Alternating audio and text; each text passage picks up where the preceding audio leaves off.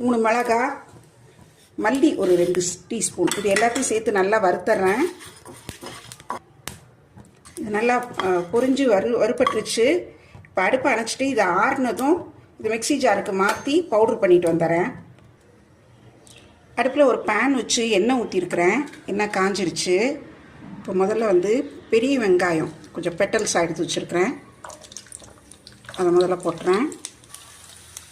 அடுத்தது குடமிளகாய்,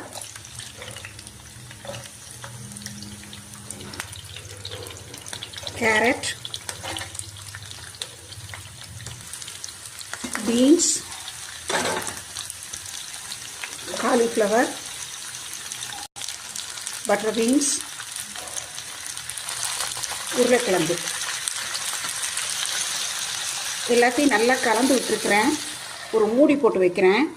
கொஞ்ச நேரம் அது நல்லா வதங்கட்டும்.